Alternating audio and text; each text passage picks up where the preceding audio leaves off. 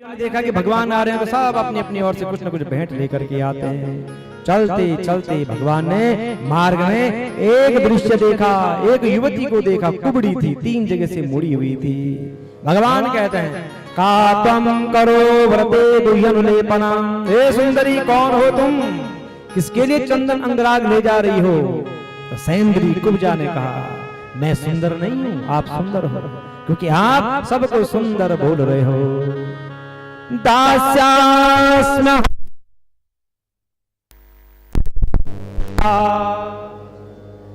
तेरी बात नामायनुलेप कर्मणि मदभावितम भोजपतेरति प्रियं युवां कौन्त्यतमस्तदर्हति। परम सुंदर, मैं कंस की प्रिय दासी, मेरा नाम कुब्जा है। महाराज मुझे बहुत अच्छा मानते हैं और मैं उनके महल में चंदन अंगराग लगाने का काम करती हूँ। पर हे प्रभु, वो दुष्ट इसके योग्य नहीं है। इस चंदन अंगराग के योग्य तो केवल आप दोनों भाई हैं। इस प्रकार कह करके कुब्जा ने सुंदर चंदन अंगराग भगवान श्याम सुंदर और बलराम जी को दे दिया। अब भगवान श्री कृष्ण ने सुंदर चंदन अपने शरीर पर लगाया, बलराम जी ने भी लगाया, परम सुंदर दिख रहे हैं। अब भगवान ने सोचा कि भैया ऋण तो रखना है नहीं, इस पर ऋण नहीं रखना है। तो भगवान क्या करते हैं, कुब्जा के पंजे पर यानी पांव पर अपना पांव रखते हैं, ठोड़ी पर हाथ रखते हैं और जोर से ऊपर को धक्का देते हैं तो 3 जगह से मुड़ी हुई कुब्जा बिल्कुल स्वस्थ हो जाती है। बोले श्याम सुंदर भगवान की जय। कुब्जा के बोलते हैं करो, कुब्जा बिल्कुल स्वस्थ हो गई। एक बॉक्स ऑन कर दो नीचे वाला, कुब्जा स्वस्थ हो जाता है। कुब्जा ने कहा कि प्रभु चलिए हमारे घर। भगवान ने कहा आएंगे तेरे, अवश्य आएंगे तुझे मिलने। अब भगवान श्री कृष्ण आगे बढ़ते हैं, सुंदर मथुरा की शोभा को देखने लग जाते हैं।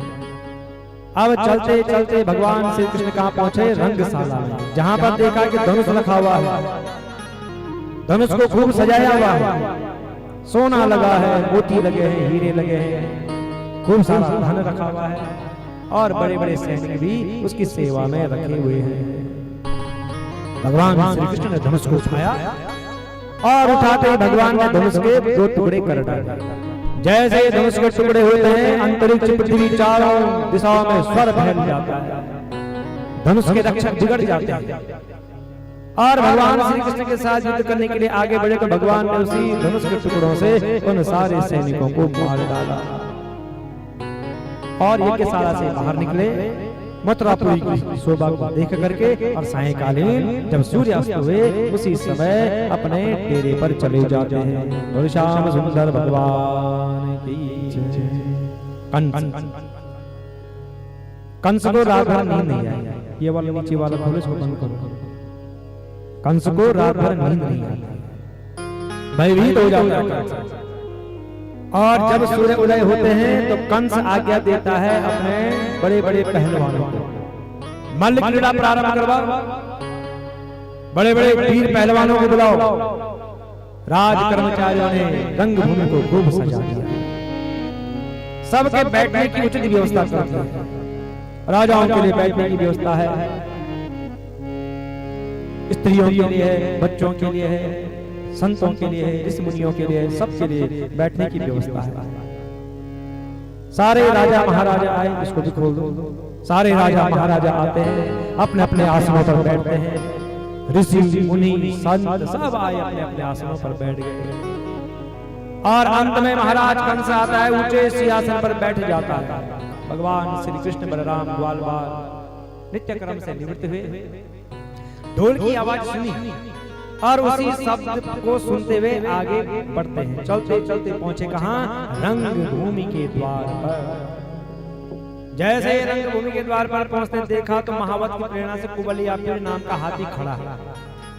भगवान ने कहा दाऊ जी